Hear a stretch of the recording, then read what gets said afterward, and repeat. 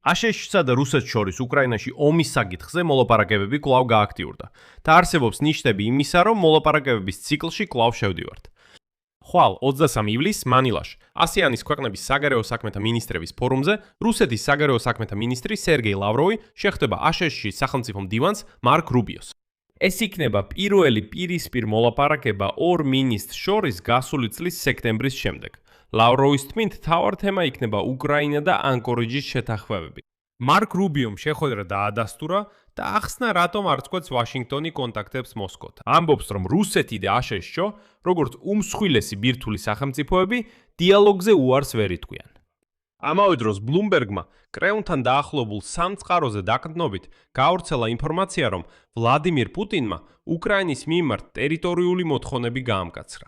ის აღარ თანხდება უკრაინისთვის ოკუპირებული მიწის არც ერთ ნაგლეჯის დაბრუნებას. ითხოვს მთელ დონბასს კი ითხოვს, ხოლო სუმისა და ხარკოვის ოლქების ოკუპირებული ტერიტორიების თავისუფლის დატოვება ბუფერულ ზონად სურს. და მოლაპარაკებებს მხოლოდ მაშინ დაუბრუნდება, როცა მთლიანად დაიკავებს მთელ დონეცკის ოლქს. სხვადასხვა რუსეთის ფედერაციის თავდაცვის სამინისტრომ მას დაფიქრდა, რომ ამას წლის ბოლომდე გააკეთებს.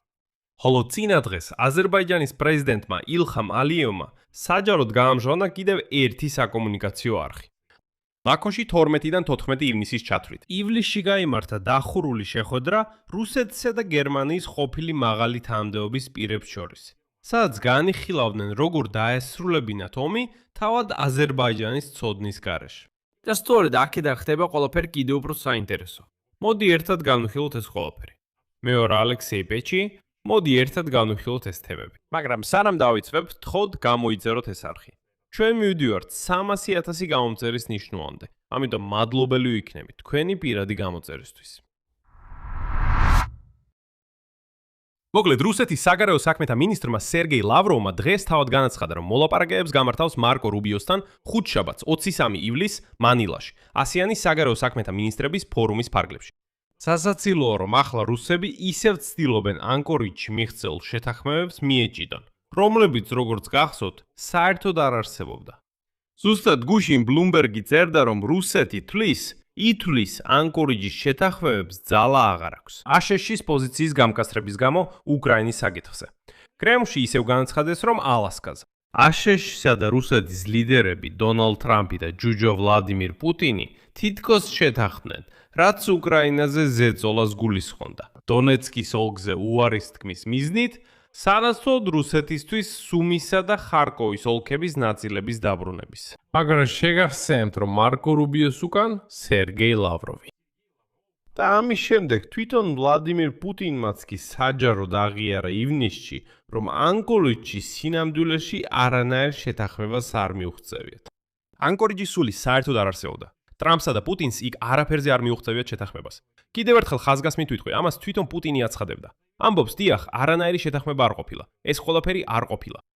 მაგრამ ერთი თვე გავიდა, გაველურებულმა რუსებმა ეს ყველაფერი დაივიწყეს. და აი ლავროვი. ლავროვი დღეს ესეთ რამეს ამბობს. ციტატა. ჩვენ ვარაუდობთ, რომ სულ მცირე, ჯერჯერობით ამერიკელმა კოლეგებმა არ გვიპასუხეს უარით ანკორიჯში გაკეთებულ საკუთარ წინადადებებზე, რომლებიც გაჟღევდა და ახლა უკვე ყველასთვის კარგად ცნობილია. ანუ რუსები უთიფარი სახით ამბობენ, რომ ნახეთ, ანკორიჯში ხო რაღაც შეთანხმებები იყო. აი ჩვენ ისევ მათ დაუბრუნდით. ხომ სრულად არ უთქვამთ ჩვენთვის უარი. კიდევ ერთხელ, ერთი თვის წინ, ეს იგივე ლავროვი, პუტინი. ამბობს, კი, შეთანხმებები არ ყოფილა.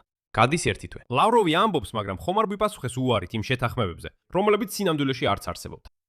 ლავროვმა ასევე განაცხადა, რომ აპირებს კითხოს მარკ რუბიოს დონალდ ტრამპის წინასწარმეტყველებებზე, იმის შესახებ, რომ უკრაინაში კონფლიქტის მოგვარება უფრო ახლოსაა ვიდრე ადრე. რაც შეეხება პრეზიდენტ ტრამპის წინასწარმეტყველებებს მოგვარების მოახლოებაზე, ხვალ მარკ რუბიოს კითხავ. მით უმეტეს, რომ მანაც ანკორიჯის შედეგები საკმაოდ არაერთმნიშვნელოვნად შეაფასა. და აი, ამერიკული მხარის პოზიცია ამ კონტექსტში ასეთია.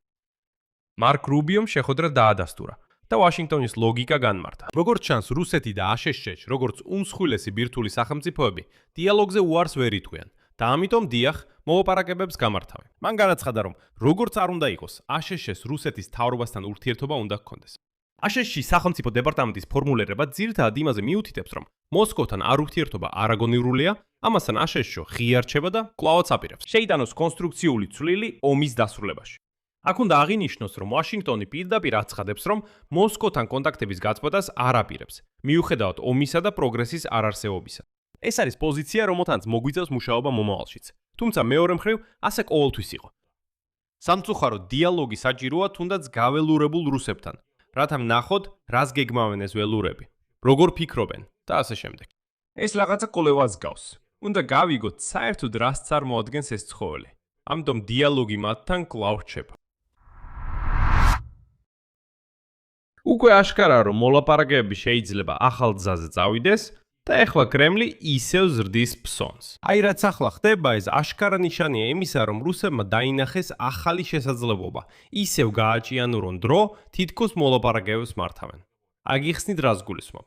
ბლუმბერგმა კრემლთან დაახლოებულ სამწყაროზე დაკრდნობით, ვლადიმირ პუტინის ახალი მოლაპარაკების პოზიცია გააცნო და ეს პოზიცია უფრო მკაცრი აღმოჩნდა ვიდრე წინა. ეს მთლიანობაში რუსების კლასიკური ხერხია მოლაპარაკებებზე. ესკალაცია დეესკალაციისთვის. რას წერს ბლუმბერგი? პირველი, რუსეთი აღარ აპირებს უკრაინისთვის არც ერთი ოკუპირებული ტერიტორიის დაბრუნებას ომის შეწყვეტის ნებისმიერი შეთანხმების ფარგლებში. ადრე მოსკოვში ამტკიცებდნენ, რომ უკრაინამ უნდა თქვას უარი დონბასზე, სანაცვლოდ კი დაუბრუნონ სუმისა და ხარკოვის ოლქების დაკავებული რაიონები. რუსები შეგახსენებთ ამას ანკორიჯის სულს უწოდებდნენ, მაგრამ ვაშინგტონში ასეთი შეთანხმებების არსებობას უარყოფდნენ. ეხლა კრემლი ამ სქემაზე მთლიანად უარს ამბობს და ცინიკურად ამტკიცებს, რომ ამერიკელები თავად არიან დამნაშავეები, რადგან დაარღვიეს რაღაც შეთანხმება, რომელიც შეგახსენებთ, ალასკაზე საერთოდ არ ყოფილა. მეორე, რუსეთი აპირებს, რომ სუმისა და ხარკოვის ოლქების დაკავებული ტერიტორიები თავისთვის შეინარჩუნოს, როგორც ბუფერული ზონა. ეხლა კი პუტინი ამტკიცებს, რომ ამ ტერიტორიებს არასოდეს დააბრუნებს, თუნდაც მთლიანად დაიკავოს დონბასი. აქედან გამომდინარეობს მესამე მთავარი საკითხი. ვლადიმირ პუტინი კვლავაც ცდილობს მთელი დონბასის დაპყრობას და მიიჩნევს, რომ მოლაპარაკებები მხოლოდ ამ მიზნის მიღწევის შემდეგ შეიძლება განახლდეს. ან მოსკოვი მზად არის ისაუბროს მშვიდობაზე მხოლოდ მას შემდეგ, რაც მთლიანად აიღებს დონეცკის ოლქს. მიუხედავად იმისა, რომ მიჩირს წარმოვიდგინე მოლაპარაკებები რუსებთან, რომლებიც კიდევ სუმის და ხარკოვის ოლქების ნაწილებსაც აკონტროლებენ. მეოთხე, ვადების შესახებ. ბლუმბერგის ერთ-ერთმა თანამოსაუბრემ თქვა, რომ რუსეთის ფედერაციის თავდაცვის სამინისტრომ კიდევ ერთხელ დაარწმუნა დიქტატორ ვლადიმირ პუტინს, რომ რუსეთის არმია მარტივად მიიღებს სრულ კონტროლს დონეცკის ოლქის დარჩენილ ნაწილზე, პირდაპირ ამ წლის ბოლომდე.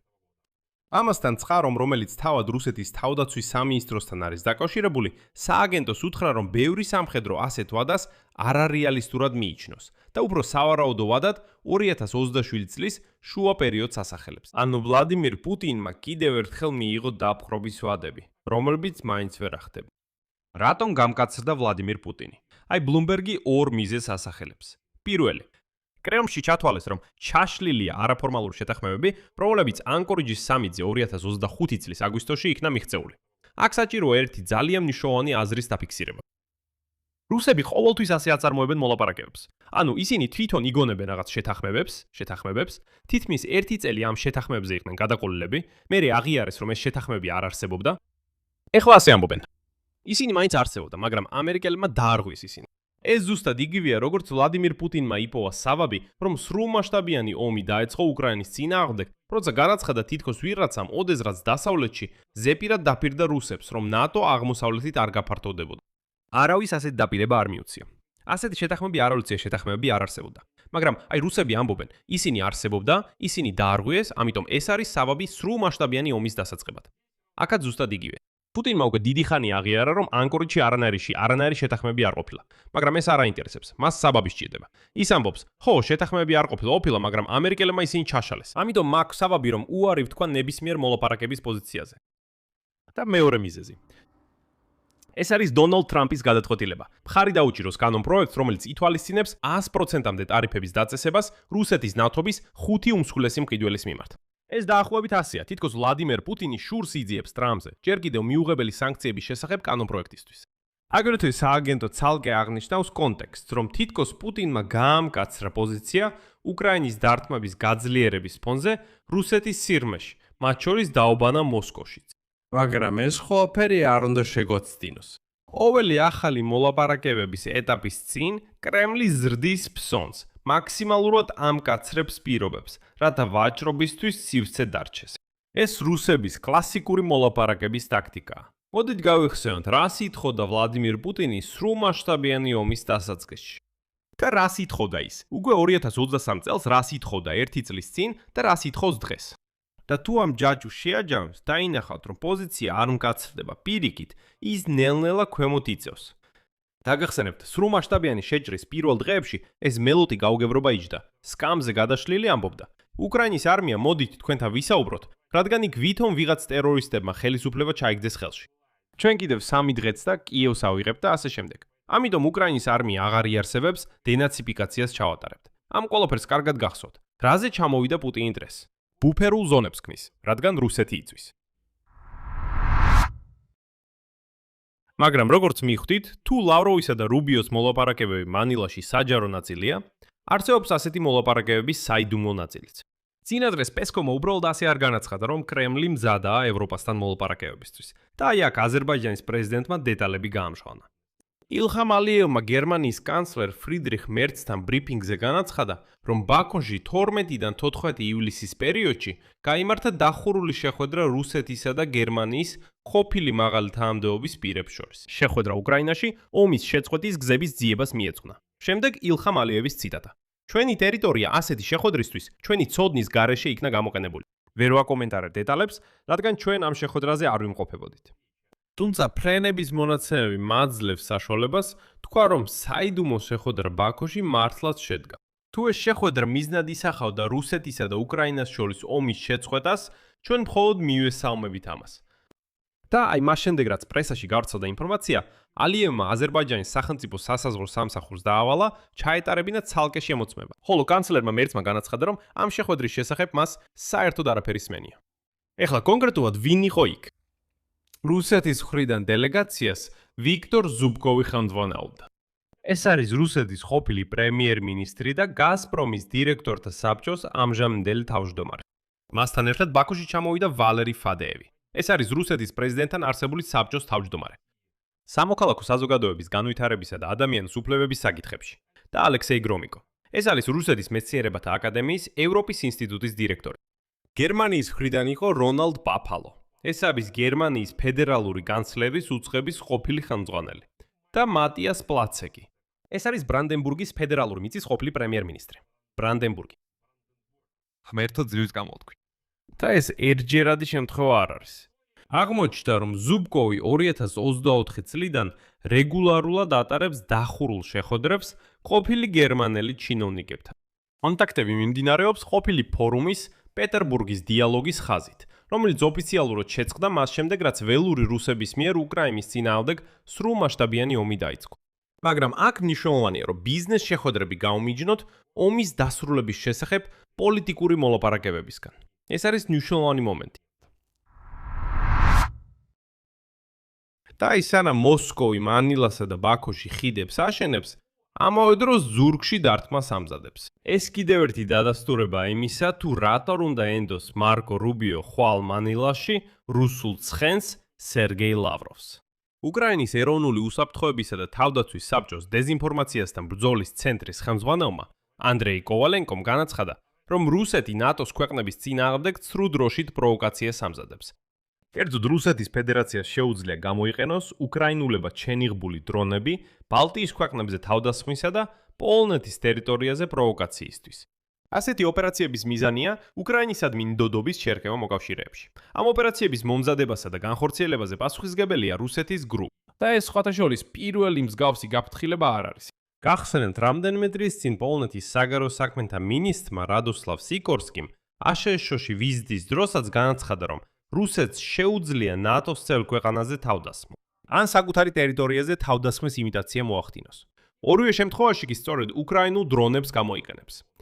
იმისთვის, რომ მიიღოს საბაბი კიევის დასავლელ მოკავშირეებზე, პირველ რიგში პოლონეთზე თავდასხმისთვის, ასეთი გეგმების მიზეზად სიკორსკიმ რუსეთის წარუმატებლობა უკრაინულ ფრონტზე დაასახელა. გარდა ამისა, ახლა სულ უფრო ხშირად საუბრობენ იმაზე, რომ რუსეთში შემოდგომაზე მობილიზაციის შესახებ ხმები და ის, რომ პუტინი მზად არის მეორე ფრონტი გახსნას, ეს ასევე ზეწოლის ელემენტებია ევროპაზე, რათა უკრაინა კაპიტულაციაზე აიძულონ უკვე ევროევროპელების მეშვეობით. და ეხლა როცა უკვე ყველა ფაქტი შევაგროვეთ, მოდით ერთად გავაანალიზოთ, როგორ იმოქმედებს ეს მთელი მოლაპარაკებების ისტორია უკრაინაზე და რას გეგმავს კრემლი. პირველ რიგში პუტინის პოზიციის შემსუბუქება, მიუხედავად მოლაპარაკებების შესახებ სათაურებისა, არ არსებობს. პოზიცია კიდევ უფრო გამკაცრდა. ადრე მაინც განიხილებოდა ტერიტორიის რაღაც ნაწილი გაცვლისთვის, ახლა კი მოსკოვი არაფერს თმობს და მოთხოვნებს ამატებს ბუფერულ ზონებს სუმისა და ხარკოვის ოლქებში. მოლაპარაკებების მაგიდასთან დაბრუნების პირობაა მთელი დონეცკის ოლქის წინასწარი დაკავება. ანუ კრემლი რეალურად მოლაპარაკებებს კი არ სთავაზობს, არამედ კაპიტულაციას, მაგრამ ნუ იჩქარებ დასმებში. მეორე, ვადები, რომლებიც რუსეთის თავდაცვის სამინისტრომ ვლადიმირ პუტინს დაპირდა დონბასის სრულად დაკავებაზე, თავად მათი სამხედროები მიიჩნევენ არარეალურად. და 2026 წლის ბოლოს დაცვად 2027 წელს ასახელებენ. ეს კი ნიშნავს, რომ მოსკოვი თავად ვერ ასრულებს მოლაპარაკებისთვის საჭირო პირობებს. და მთელი ეს კონსტრუქცია დროის გაწელვის საშუალებად იქცევა. კიდევ ერთხელ, ეხლა პუტინი ამბობს, სანამ დონბას არ დავიპყრობ, არანაირი მოლაპარაკება არ იქნება. მაგრამ მისი სამხედროები ამბობენ, მოისმინე, წლის ბოლომდე ნამდვილად ვერ დავიპყრობთ. ანუ უახლოესი 9 წლის განმავლობაში არანაირი დაპყრობა არ იქნება. ამავე დროს ლავროვი ცდილობს რუბიოსთან მოლაპარაკებები გამართოს, თითქოს დიალოგისთვის მზად ვართ. მესამე, ყველა არხის გააქტიურება ერთდროულად. ლავროვი რუბიოსთან, ზუბკოვი გერმანელებთან ბაქოს გავლით. ამას ემატება პესკოვის განცხადება ევროპასთან საუბრის მზადყოფნაზე, იმ ფონზე, რაც თვითონ რუსეთში ხდება. შეგახსენებთ კონტექსტს. დამწვარი ნავთობგადამამუშავებელი ქარხნები და საწვავის კრიზისი. Wildberries-ის საწყობები 4 რეგიონში დამწვარია. რუსული ბანკები საწვავის კრიზისით გამოწვეული ინფლაციის გამო ძირითადი განაკვეთის ზრდას პრაზიდენტს პროგნოზირებენ. კაპიტალი ნელ-ნელა ტოვებს რუსეთს. ხოლო ტრამპი მხარს უჭერს კანონპროექტს, რომელიც ანუ მოსკოვი დიალოგს ძალის პოზიციიდან კი არა, არამედ ზეწოლის ქვეშ ეძებს. მეოთხე და ჩვენთვის ყველაზე საშიში. სანამ ეს მოლაპარაკებების ჟესტები მიმდინარეობს, რუსეთის ფედერაციის GRU ამზადებს პროვოკაციებს უკრაინის დროშის ქვეშ ნატოს ქვეყნების წინააღმდეგ. სქემა აშკარაა. მოლაპარაკებების მაგიდასთან წარმოაჩენენ თითქოს კონსტრუქციულობას. ხოლო GRU-ს ხელით ბალტიისპირეთსა და პოლონეთს უტყამენ თითქოს უკრაინული დრონებით, რათა დაგვაპირისპირონ მოკავშირეებთან. თუ ასეთი პროვოკაცია მოლაპარაკებების დროს მოხდება, ეს შეიძლება უფრო ძლიერად დაარტყას ჩვენს მხარდაჭერას დასავლეთში, ვიდრე ნებისმიერი განცხადება. ანუ ეს არის მცდელობა, აჩვენონ, ნახეთ, ჩვენ რუსები დავსხედით მოლაპარაკებების მაგიდასთან, ხოლო უკრაინელები თავიანთი დრონებით სპეციალურად უტყამენ ევროპას, რომ ეს მოლაპარაკებები ჩაშალონ. ესე იგი ისინი რას აკეთებენ? არ უნდათ მშვიდობა. და მეხუთე, შეხვედრა ბაქოში აჩვენებს, რომ ოფიციალური დიპლომატიის გარდა მუშაობს ჩრდილოვანი არხიც, ყოფილი ჩინოვნიკებისა და გაზპრომის მეშვეობით. დახურული პეტერბურგის დიალოგის ხაზით, თანაც 2024 წლიდან და ეს ყველაფერი რეგულარულად ხდება. მაშინაც კი ალიომა ამის შესახებ ფრენების მონაცემებიდან გაიგო, ხოლო მერცმა საერთოდ საჯაროდ უარყო ყველაფერი. ეს ის შემთხვევაა, როცა უკრაინის ზურბს უკან შეიძლება მისი მომავალი განიხილონ ადამიანები, რომლებიც საერთოდ არავის აურჩევი. შედეგი. ხვალ 23 ივლისს ლავროვი და რუბიო პირველად 10 თვის განმავლობაში მანილაში მოლაპარაკებების მაგიდასთან დასხდებიან და უკრაინას განიხილავენ. ამ დროისთვის მოსკოვის პოზიცია გამკაცრდა. არანაირი ტერიტორიების დაბრუნება, მთელი დონბასი, ბუფერული ზონები სუმისა და ხარკოვის ოლქებში. და მოლაპარაკებები მხოლოდ დონეცკის ოლქის სრული დაკავების შემდეგ, რომლის დასრულებასაც მათი სამხედროები 2027 წლამდე არ ელი. პარალელურად გამოაშკარავდა ზუბკოვის ჩრდილოვანი არხი გერმანელებთან ბაქოში. ხოლო უკრაინის ეროვნული უსაფრთხოების და თავდაცვის საბჭო აფრთხილებს უკრაინის დროშის ქვეშ ნატოს ქვეყნების წინააღმდეგ მზადებულ GRU-ს პროვოკაციებზე. დასკვნა აქ მარტივია. რუსეთი ახლა მოლაპარაკებების მაგიდასთან იმიტომ ჯდება, რომ მშვიდობა უნდა კი არა, არამედ იმიტომ, რომ ცუდადა. წვალს ნავთობის ბაზები, იწვის ნავთობგადამამუშავებელი ქარხანა. ახლა საერთოდ ყველა საწყობი ერთის შემდეგ მეორეს აფეთქებს, კაპიტალი ქვეყნიდან გარბის. და აქ კიდე შესაძლოა ტრამპმა მართლაც შემოიღოს ახალი სანქციები. ამავდროულად რუსეთი ამზადებს პროვოკაციას, რომ ჩვენ და ჩვენი მოკავშირეები ერთმანეთს გადაჰკიდოს. ამიტომ კიდევ ერთხელ მოგიწოდებთ, ასეთ მოლაპარაკებებს ყოველთვის მაქსიმალურ სიფრთხილით მიუდგეთ. აქ მრავალ წერტილს დავსვამ. თქვენი აზრი და დასკვნები კომენტარებში დაწევეთ ამ გამოშვების ქვეშ. გამოიწერეთ არხი, დააწკაპუნეთ ზარზე და არ დაგავიწყდეთ ლაიქის დაჭერა. ამით ყველაფერი დასრულდა. იზრუნეთ საკუთარ თავზე. ყველას ნახვამდის.